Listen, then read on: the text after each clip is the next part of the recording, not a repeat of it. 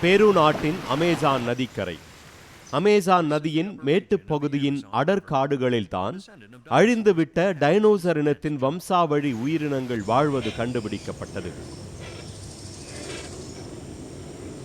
ஹுவாட்சின் என்ற செந்நிற விழிகளை கொண்ட இப்பறவைக்கும் அழிந்துவிட்ட டைனோசருக்கும் தொடர்பிருப்பதாக விஞ்ஞானிகள் கண்டுபிடித்துள்ளனர். நன்னீர் நிலைகளுக்கு அருகில் வாழும் இப்பறவை இலைகளையும் பழங்களையும் உண்டு வாழக்கூடியது.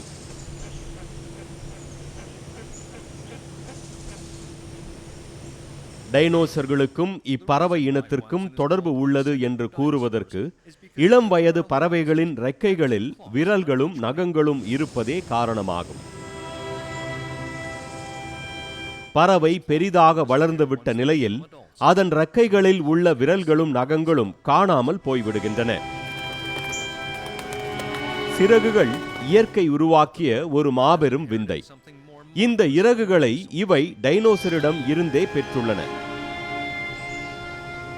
இறகுகளின் மூலம் உலகத்தில் வாழும் பறவை இனத்தை ஆய்வு செய்வதே இன்றைய உச்சி முதல் பாதம் வரை நிகழ்ச்சியில் நீங்கள் காண உள்ளீர்கள். சிறகுகளின் கதை.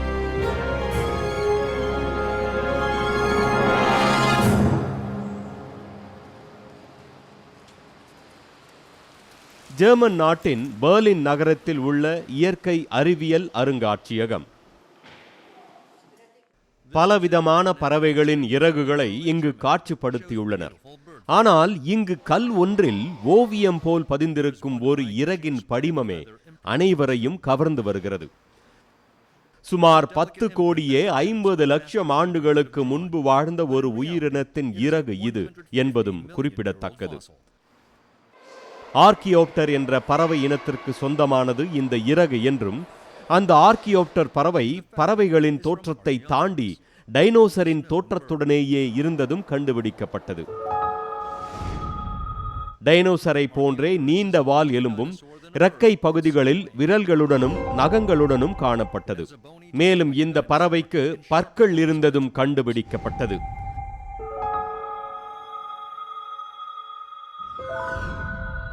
மேலும் இப்பறவையின் மேல் தோல் பகுதி இறகுகளால் நிரப்பப்பட்டுள்ளது என்றும் அறியப்பட்டது.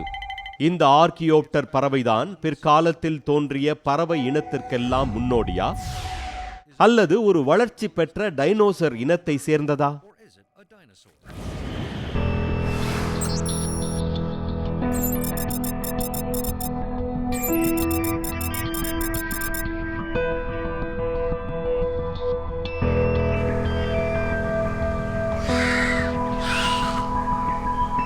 சுமார் 10,50,00,000 ஆண்டுகளுக்கு முன் ஒரு ஆர்க்கியோப்டர் உடலில் இருந்து உதிர்ந்த ஒரு இறகு ஒரு உயிரியல் படிமமாய் கல்லில் பதிந்தது.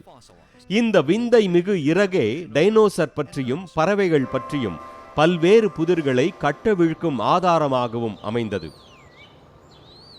சீனாவின் லியானிங் மாகாணம். வரலாற்றிலும் அறிவியலிலும் நடக்கும் மாபெரும் மாற்றங்கள் சில நேரங்களில் தற்செயலாக நடக்கும் கண்டுபிடிப்புகளால் நிகழ்ந்து விடுகிறது.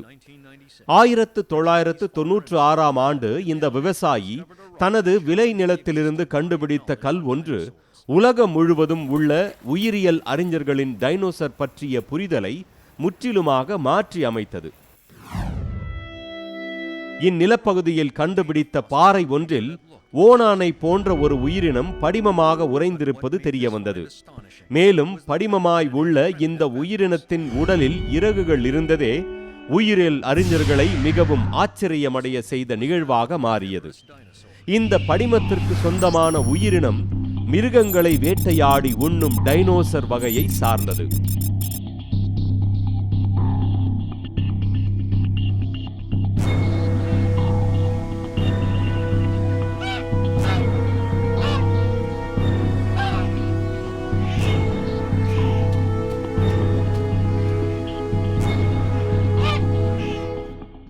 சைனோசோராப்ட்ரிக்ஸ் என்பதற்கு சீன நாட்டு ஊரும் விலங்கு என்று பொருள். சீனாவில் பல்வேறு இடங்களில் இது போன்ற பல்வேறு படிமங்களை வெவ்வேறு அளவில் தொல் உயிரியல் அறிஞர்கள் கண்டுபிடித்திருக்கிறார்கள். இந்த கண்டுபிடிப்புகள் அனைத்திலும் டைனோசர்களுக்கு சிறகுகள் இருந்தது தெரிய வந்தது. பாறை படிமங்களில் காணப்படும் உயிரினங்கள் அதன் தோற்றத்தை மட்டும் நமக்கு தெரிவிப்பதில்லை, அதையும் தாண்டி பல்வேறு தகவல்களை நமக்கு தந்து உதவுகின்றன.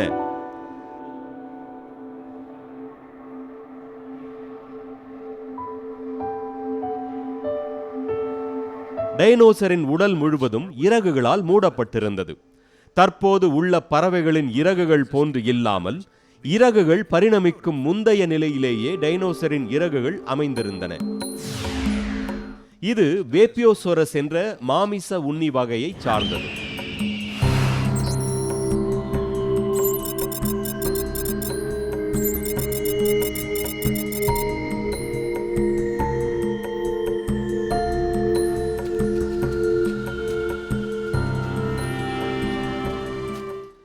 இதே போன்றே பல டைனோசர்களின் படிமங்கள் கண்டெடுக்கப்பட்டன. இவை அனைத்திலும் இறகுகள் இருப்பதும் கண்டறியப்பட்டது.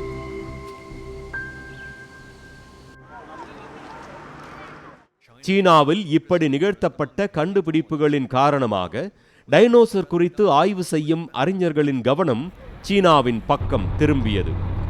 இறகுகளுடைய பல்வேறு வகையான டைனோசர்கள் ஆசிய கண்டம் முழுவதையும் ஆக்கிரமித்து வாழ்ந்திருக்கும் என்று தற்போது தொல் உயிரியல் துறை அறிஞர்கள் கருதுகிறார்கள். லினோராப்டர் என்று அழைக்கப்படும் இவ்வகை டைனோசர் தற்போதைய மங்கோலிய பகுதியில் வாழ்ந்திருக்க வாய்ப்பிருக்கிறது என்றும் கருதப்படுகிறது. தனது கூரிய நகங்களை பயன்படுத்தி விலங்குகளை வெகு விரைவில் வேட்டையாடும் திறனை இவ்வகை டைனோசர்கள் பெற்று இருந்திருக்க வேண்டும் என்று அறிஞர்கள் கண்டுபிடித்தனர். ஆனால் இதுவும் பறவையை போன்றே இறகுகளை கொண்ட ஒரு டைனோசராகவே இருந்திருக்க வேண்டும். வெலாசிராப்டர் திரைப்படங்களிலும் தொலைக்காட்சி தொடர்களிலும் டைனோசர் என்று நமக்கு அறிமுகம் செய்யப்பட்ட இந்த வெலாசிராப்டர் வகை டைனோசர்களுக்கும் பறவைகளைப் போன்றே இறகுகள் இருந்தது. மேலும் திரைப்படங்களில் இதன் உண்மையான தோற்றத்தை விட பெரிதுபடுத்தியும் நமக்கு காட்டப்பட்டது.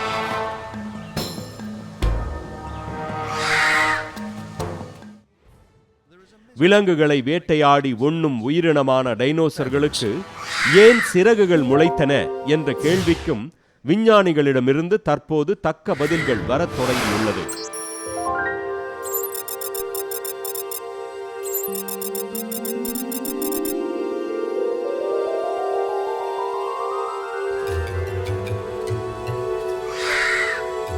டைனோசர் இனத்தை சேர்ந்த போதிலும் உயரத்திலும் தோற்றத்திலும் மிக சிறியதாக இருக்கும் இவ்வகை டைனோசரின் உடலில் உள்ள சிறகுகள் வேறு வகையில் அமைந்திருந்தன.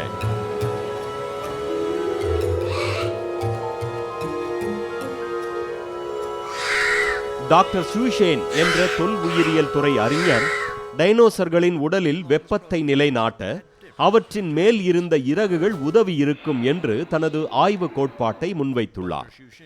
இவரின் கருதுகோளை உறுதியாக்கும் வண்ணம் 2004ஆம் ஆண்டு கண்டுபிடிக்கப்பட்ட டைனோசரின் படிமம் ஒன்று தோன்றுகிறது.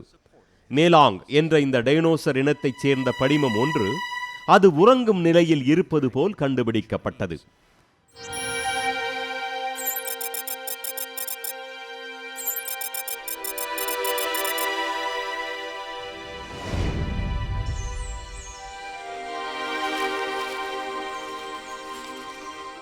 Standing erect, it reveals its small body.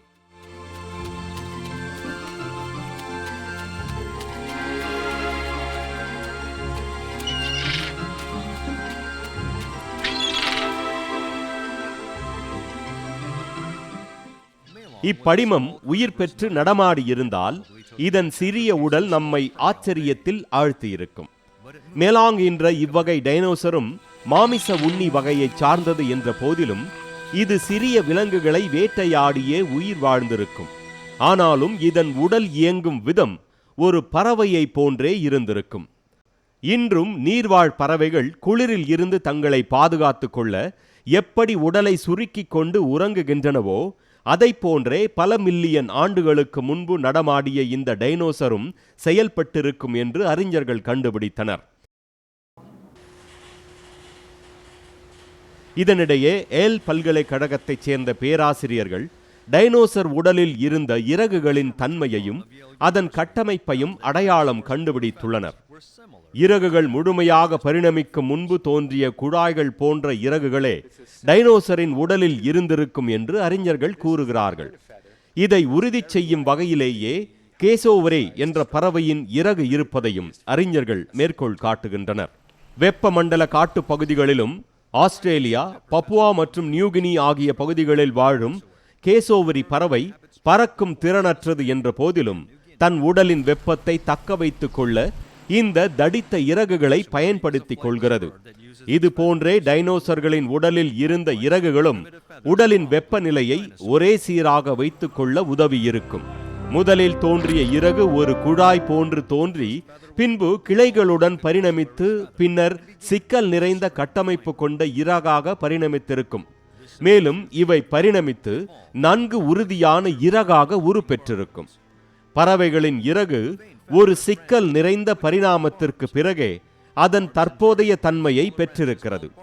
லட்சக்கணக்கான ஆண்டுகளில் நிறத்திலும் தோற்றத்திலும் அளவிலும் பல்வேறு விதமாக இறகுகள் பரிணமித்திருக்கின்றன. வண்ணமிகு மலர்களையும் மனித கற்பனையில் உருவாக்க முடியாத நிறங்களையும் தோற்றங்களையும் கொண்டதாக பறவைகளின் இறகுகள் தற்போது மாறியுள்ளன. பறவைகளின் இறகுகள் பற்றிய ஆய்வு மேலும் பல புரியாத புதிர்களுக்கு விடை செல்லும் விதமாய் அமைந்துள்ளது. பறவைகளின் இறகுகளை பல ஆண்டுகளாக ஆய்வு செய்து வரும் இந்த பேராசிரியர் டைனோசர் உடலில் இருந்த இறகுகள் அதன் உடல் வெப்பத்தை சீராக வைக்கும் வேலையையும் தாண்டி செயல்பட்டிருந்திருக்க வேண்டும் என்று நம்புகிறார். சுமார் 150 மில்லியன் ஆண்டுகளுக்கு முன்பு வாழ்ந்த ஒரு டைனோசரின் படிமம் இது. இப்படிமத்தில் டைனோசர்களின் இறகுகளோடு இறகுகளின் நிறத்தையும் நிர்ணயம் செய்யும் பிக்மெண்ட்ஸ் என்ற நிறமிகளும் கண்டுபிடிக்கப்பட்டுள்ளது. எலக்ட்ரான் மைக்ரோஸ்கோப்பின் மூலம் பல மடங்கு பெரிதாக்கப்பட்ட டைனோசரின் இறகுகளில் அதன் நிறத்தை உருவாக்கும் நிறமிகள் செந்நிறத்தில் இருப்பதும் கண்டுபிடிக்கப்பட்டது. இந்த நிறமிகளை வைத்து ஆய்வு செய்ததில் டைனோசரின் சிறகுகள் எந்த நிறத்தில் அமைந்திருக்கும் என்பதையும் உறுதி செய்தனர். 150 மில்லியன் ஆண்டுகளுக்கு முன்பு வாழ்ந்த டைனோசரின் உடலில் இருந்த இறகுகள்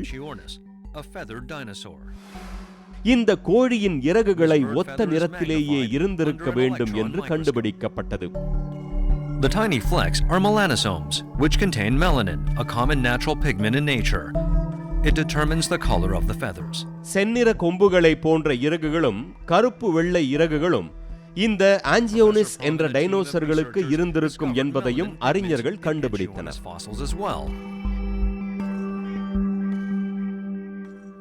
மேலும் இந்த பெரிய இறகுகளை கொண்டு தன் எதிர்ப்பால் உயிரை ஈர்ப்பதற்கும் எதிரிகளை அச்சுறுத்துவதற்கும் அவற்றை பயன்படுத்தி இருக்கும் என்றும் அறிஞர்கள் கண்டுபிடித்தனர்.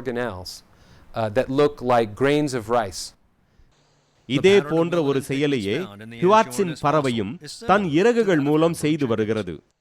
ஆண் பறவைகளின் இறகுகள் பெண் பறவையை ஈர்ப்பதற்கு பயன்படுத்தப்படுகிறது.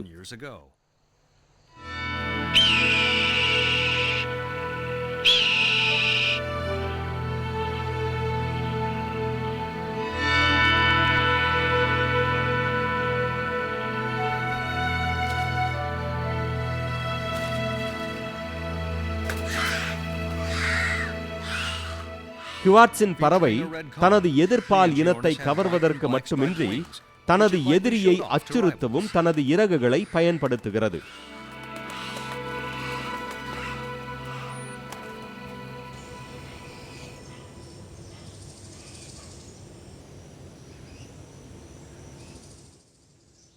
தனது நீண்ட இறகுகளை பயன்படுத்தி பறக்கும் அணிலை போன்று காற்றில் மிதந்து செல்ல ஆஞ்சியானிஸ் தனது இறகுகளை பயன்படுத்திக் கொண்டது.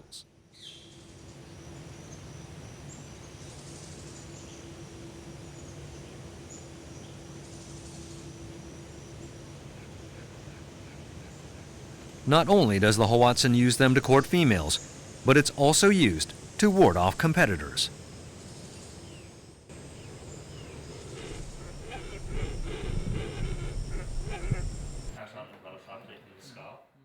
ஆஸ்திரேலியாவில் உள்ள விலங்குகளை போன்று உலகின் மற்ற இடங்களில் காண்பது அரிது.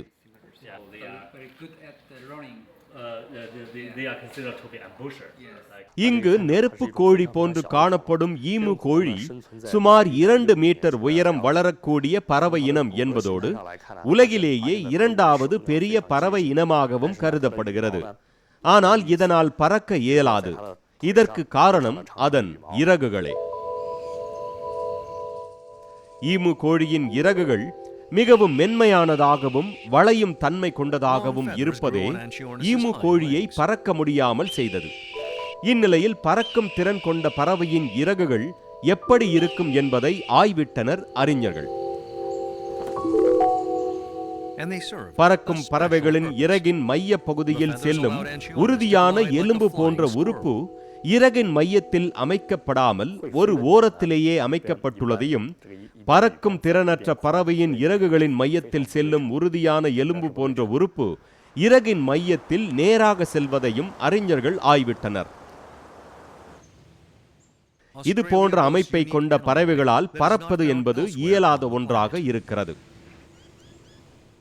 இறகுகளின் மையத்தில் உள்ள நரம்பு பகுதி ஒரு ஓரமாக அமைக்கப்பட்டுள்ள பறவைகளால் மட்டுமே பறக்க முடியும் என்பதையும் அறிஞர்கள் உறுதி செய்தனர். இப்படி இருவேறு இறகு அமைப்புகளை கொண்ட பறவைகளின் பறக்கும் திறன் எவ்வாறு இருக்கும் என்றும் ஆய்விடப்பட்டது.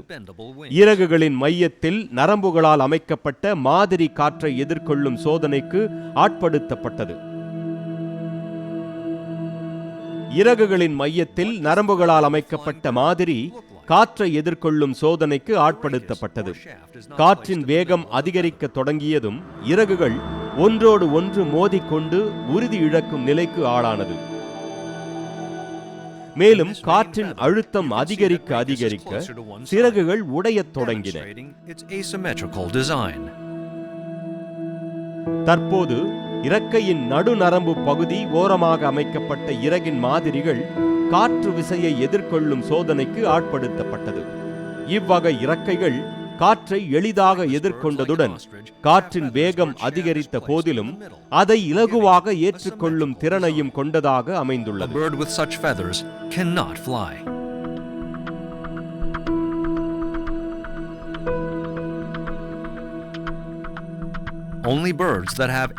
பல நேரங்களில் சாதாரண கண்களுக்கு பறவைகளின் இத்தகைய இறக்கை அமைப்புகள் தெரியாமல் போனாலும் பறக்கும் திறன் கொண்ட எல்லா பறவைகளுக்கும் இதே போன்ற இறகு அமைப்பே இருக்கிறது.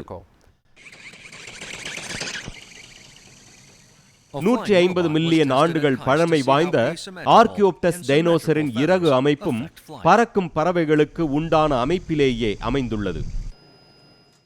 இதன் அடிப்படையில் அறிஞர்கள் ஆர்கியோப்டஸ் என்ற டைனோசர் பறக்கும் தன்மை கொண்டதாக இருந்திருக்க வேண்டும் என்று கண்டுபிடித்தனர். டைனோசர்களால் பறவைகளை போன்று பறக்க முடியும் என்ற இந்த கண்டுபிடிப்பு தொல் உயிரியல் துறையில் பெரும் திருப்பத்தை ஏற்படுத்தியது. டைனோசர் போன்ற கால் அமைப்புகளையும் கை அமைப்புகளையும் இது கொண்டிருந்த போதிலும் பறவைகளை போன்று பறக்கும் திறனையும் இவை பெற்றிருந்தன. இதையடுத்து இது போன்ற இறக்கை உள்ள டைனோசர்கள் மீது விஞ்ஞானிகள் கவனத்தை திருப்பினர்.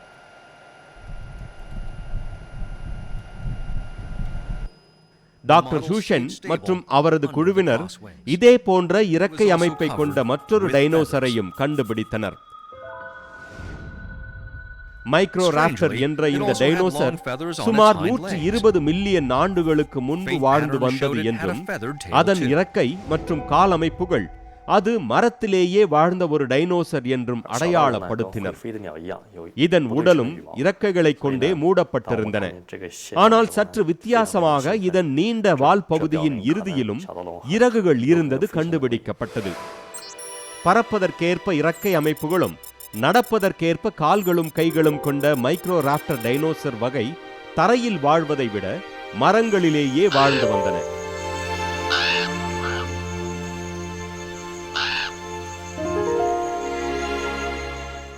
உலகம் முழுவதும் உள்ள தொல் உயிரியல் துறை அறிஞர்கள் தற்போது இந்த 4 இறக்கைகளை கொண்ட டைனோசர் குறித்த தீவிர ஆய்வில் ஈடுபடத் தொடங்கினர். அவர்களில் ஒருவர் பேராசிரியர் லெரி மார்டன்.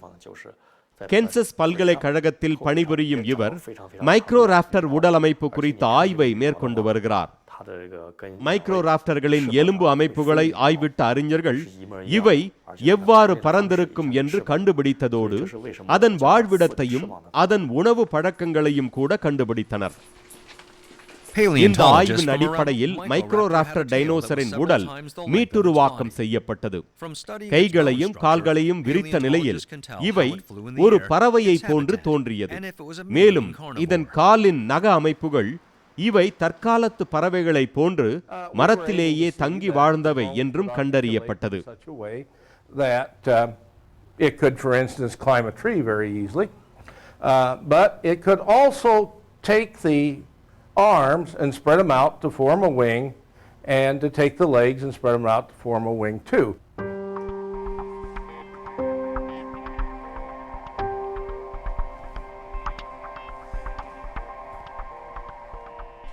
சுமார் 120 மில்லியன் ஆண்டுகளுக்கு முன்பு வரலாற்று காலத்தின் முந்தைய நிலையில் வாழ்ந்த இந்த டைனோசர் தனது கைகளையும் கால்களையும் மரம் ஏறுவதற்கும் அதை கொண்டே பறப்பதற்கும் பயன்படுத்தியது என்பதோடு அவை மரத்திலேயே தங்கி வாழ்ந்தன என்றும் கண்டுபிடிக்கப்பட்டது. On its legs prove that Microraptor inhabited trees like modern birds.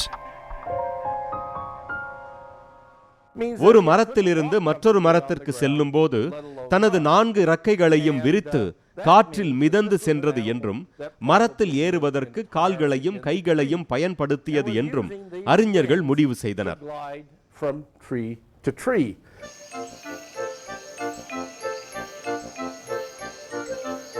மைக்ரோராப்டர்கள் 120 million ஆண்டுகளுக்கு முன்பு எப்படி மரங்களில் வாழ்ந்து வந்ததோ அதே போன்றே தற்போது குவாட்ஸின் பறவைகளும் மரத்திலேயே வாழ்ந்து வருகின்றன.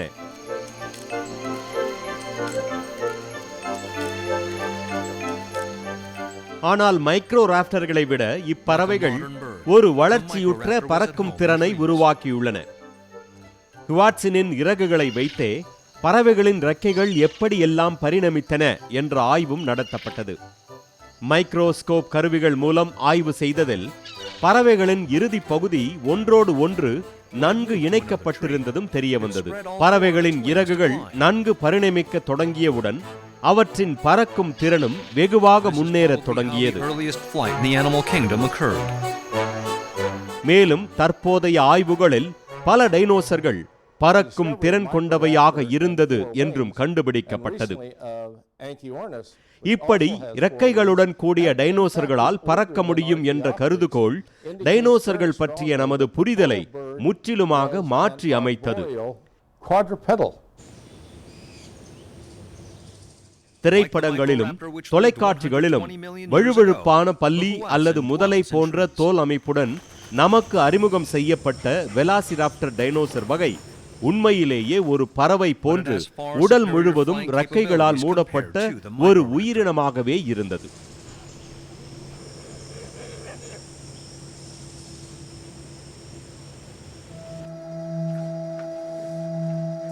மேலும் இந்த இறகு அமைப்பே டைனோசரை பறவைகளுடன் இணைத்து பார்க்கவும் ஒரு வாய்ப்பை உருவாக்கியது.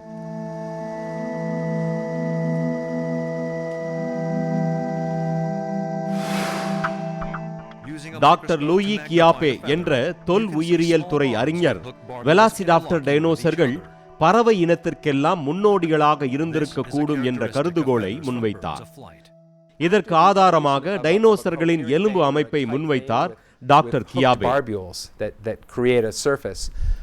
It was only then that we could have the evolution of feathers that were useful in flight. நாம் திரைப்படங்களில் மிக கொடூரமான விலங்கினமாக பார்த்து வந்த வெலாசிராப்டர் டைனோசர்கள் உண்மையில் ஒரு பறவை இனத்தை சேர்ந்தது என்பதை தற்போது அறிஞர்கள் ஏற்றுக்கொள்ள தொடங்கியுள்ளனர். வெலாசிராப்டர்களின் எலும்புகள் கட்டமைப்பு இதை உறுதி செய்கிறது. வெலாசிராப்டரின் கழுத்திற்கு கீழும் நெஞ்சு பகுதியிலும் வி போன்ற எலும்பு காணப்படுகிறது. மேலும் முன்னங்கை எலும்புகள் பக்கவாட்டில் அசையும் திறன் கொண்டது. மேலும் அதன் இடுப்பு எலும்பும் முன்னோக்கி அமைந்திருக்கிறது. இதே எலும்பு அமைப்பைத்தான் தற்போதைய ஆந்தைகளும் கொண்டுள்ளன. வி வடிவத்திலான கழுத்தெலும்பு உள்ளிட்ட அனைத்து பாகங்களும் தற்போது உள்ள பறக்கும் திறன் கொண்ட அனைத்து பறவைகளின் உடலிலும் காணப்படுகிறது. மாண்டேனா பறவைகளின் ஆய்வு மையம். இங்கே பறவைகள் மற்றும் அதன் பறக்கும் திறன் உள்ளிட்ட பல ஆய்வுகள் நடத்தப்பட்டு வருகின்றன. The mounting evidence of feathered dinosaurs has also affected studies linking birds to dinosaurs. பேராசிரியர் கென்ட் டைனோசர்கள் எப்படி பிற்காலத்தில் பறவை இனமாக மாறின என்பதை கண்டறிய ஒரு மாறுபட்ட ஆய்வை நடத்தியுள்ளார். Animals like birds. And then when we found the feather impression, பறவைகள் எப்படி பறக்க தொடங்குகின்றன என்பதை வாத்துக் குஞ்சுகளின் பறக்கும் திறனை தொடர்ச்சியாக ஆய்வு செய்து கண்டறிந்தார். Dr. Louise Chiappe of the Natural History Museum of Los Angeles County proposes a theory that velociraptors might have been the ancestors of birds. As evidence, he points to முட்டையிலிருந்து their bone வெளிவந்து ஒரு நாளான வாத்துக் குஞ்சு பறக்க முடியாத நிலையிலும் தன் ரெக்கைகளையும் கால்களையும் பயன்படுத்தி ஒரு ஏற்றத்தில் எப்படி ஏறுகிறது என்பதை ஆய்விட்டார். Be fold and essentially to swivel just the same. மேலும் அவை கீழே குதிக்கும் போது அனிச்சையாகவே தங்களின் ரெக்கைகளை விரித்து இறங்குகிறது என்பதையும் கண்காணித்தார். இதையடுத்து 5 நாள் வளர்ச்சியுற்ற வாத்து குஞ்சின் மீது ஆய்வு நடத்தப்பட்டது. ஒவ்வொரு முறை ஆய்வு நடத்தப்படும் போது வாத்து தன் ரெக்கையை உபயோகித்து எப்படி எளிதாக மரத்தில் ஏறுவதற்கு பயன்படுத்திக் கொள்கிறது என்பதும் கண்டுபிடிக்கப்பட்டது. முற்றிலும் வளர்ச்சி அடைந்த பறவையானது சுமார் 90 டிகிரி செங்குத்தான மரத்திலும் எளிதாக ஏறுவதும் கண்டுபிடிக்கப்பட்டது. இந்த ஆய்வில் பறவையின் ரெக்கை வளர்ச்சி எந்த நிலையில் இருந்த போதும் அது மரம் ஏறுதலுக்கு எப்படி உதவுகிறது என்பது உறுதியானது. இதன் அடிப்படையிலேயே டைனோசர்களின் ரெக்கைகள் முழு வளர்ச்சியை நோக்கி பரிணமித்திருக்கும் என்ற போதும் அவை நிச்சயம் அவற்றுக்கு பயன்பட்டிருக்கும் என்று அறிஞர்கள் கருதினர். வரலாற்றுக்கு முந்தைய காலத்து வான்வெளியை ஆட்சி செய்த ஓர் உயிரினத்தின் கால் தடம்தான் இது. பெட்ரோசோர் என்ற இந்த விலங்கினமே இதுவரை பூமியில் வாழ்ந்த பறவை வகையின் மிக பெரியது என்றும் இதன் ரெக்கைகள் சுமார் 30 அடி நீளம் கொண்டவையாக இருந்திருக்கும் என்றும் அறிஞர்கள் ஆய்விட்டுள்ளனர். This is the University of Montana Flight Laboratory. பெட்ரோசோர் சுமார் 250 மில்லியன் ஆண்டுகளுக்கு முன்பு இந்த உலகில் வாழ்ந்திருக்க வேண்டும். இவை சிறகுகள் முளைத்து டைனோசர்கள் பறக்கத் தொடங்குவதற்கு முன்பே பூமியில் வாழ்ந்தவை என்று அறிஞர்கள் உறுதி செய்திருக்கிறார்கள்.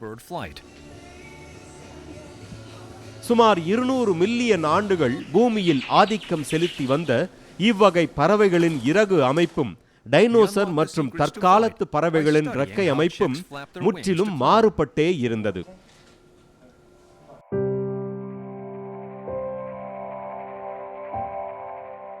போர்ட்ஸ்மவுத் பல்கலைக்கழகத்தில் பேராசிரியராக பணிபுரியும் இவர் பெட்ரோசோர்கள் குறித்து பல்வேறு ஆய்வுகளை நடத்தியிருக்கிறார்.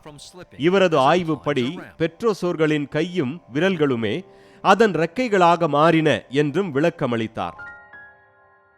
இத்தனை பெரிய இறக்கைகளை கொண்டு எப்படி பெட்ரோசோர்களால் பறந்திருக்க முடியும் என்பதற்கும் விஞ்ஞானிகளிடம் பதில் உள்ளது. தோல்களால் அமைக்கப்பட்ட இறக்கைகளை கொண்டு இவ்வகை உயிரினங்கள் வானில் மிக நேர்த்தியாக பறந்திருக்கும். பல 100 கிலோமீட்டர்களை எளிதில் பறந்து சென்று பயணித்த இந்த பறவை இனம் புற உலக மாற்றத்திற்கேற்ப தன்னை தகவமைத்துக் கொண்ட இனமாக இருந்து வந்தது என்றும் அறிஞர்கள் கூறினர். இப்படி ஓர் நேர்த்தியான பறக்கும் திறனை பெற பெட்ரோசோரின் எலும்பமைப்பும் ஒரு முக்கிய காரணம்.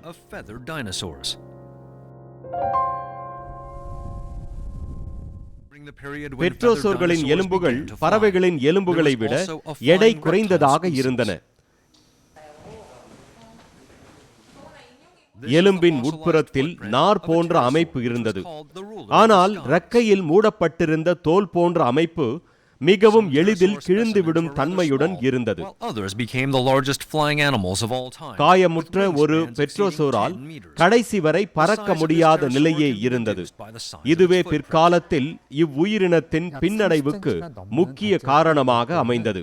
지금까지 발견된 전 세계 어느 익룡 크기 봐도 굉장히 크다고 볼 수가 있고요. 약 10에서 15m 사이가 될 수 있는 거대한 익룡이라고 볼 수가 있습니다.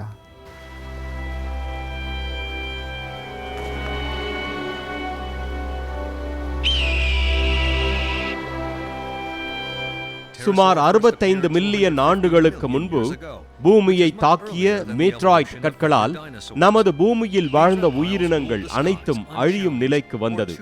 பெட்ரோசோர் மற்றும் பல டைனோசர் இனத்தைச் சேர்ந்த விலங்குகள் இதில் மடிந்து போயின.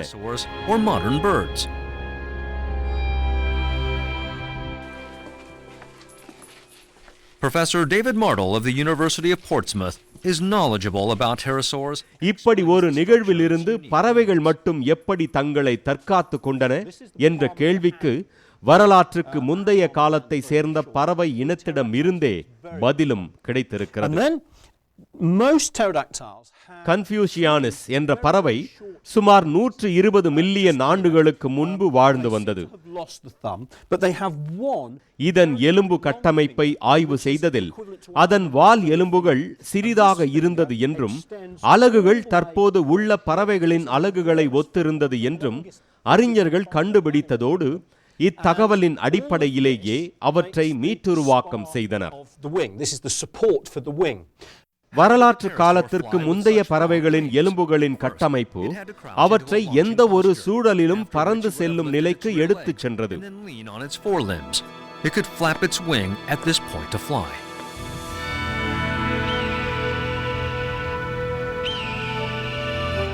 இறகுகளோடு மட்டுமின்றி அவற்றின் உடலமைப்பும் எந்த சூழலிலும் தங்களை பாதுகாத்துக் கொள்ளும் திறனோடு அமைந்திருந்தது.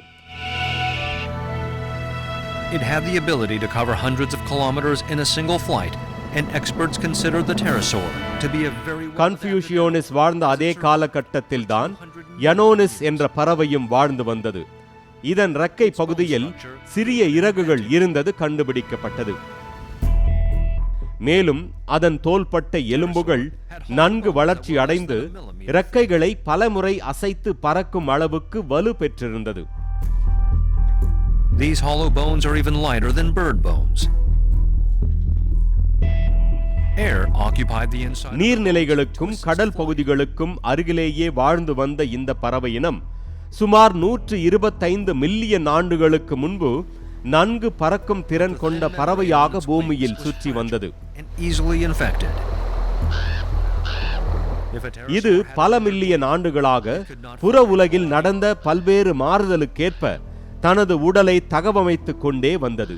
இதுவே தற்காலத்து பறவைகளுக்கெல்லாம் முன்னோடியாக கருதப்படுகிறது.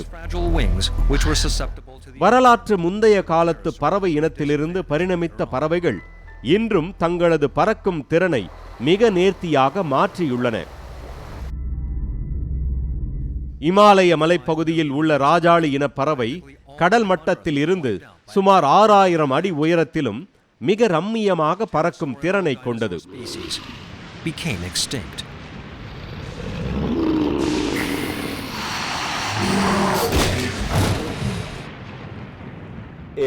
அட்லாண்டிக் கடல் பகுதியிலும் பசிபிக் கடல் பகுதியிலும் வாழும் ஃப்ரிகேட் பறவை மணிக்கு சுமார் 400 கிலோமீட்டர் வேகம் வரை பறக்கும் திறன் கொண்டது.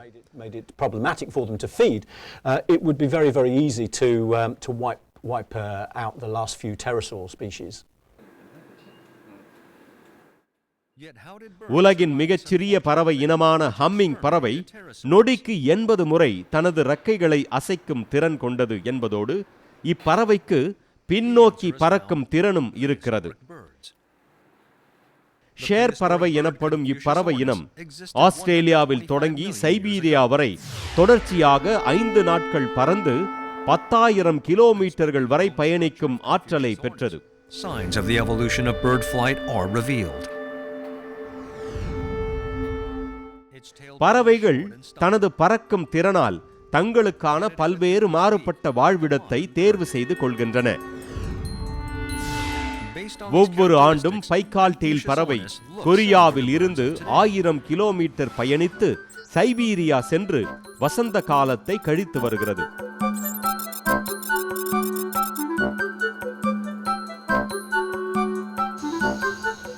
தங்கள் உணவு தேவையையும் வாழ்வியல் இடத்தையும் தாங்களே நிர்ணயிக்கும் சக்தியை பறவைகள் பெற்றிருக்கின்றன.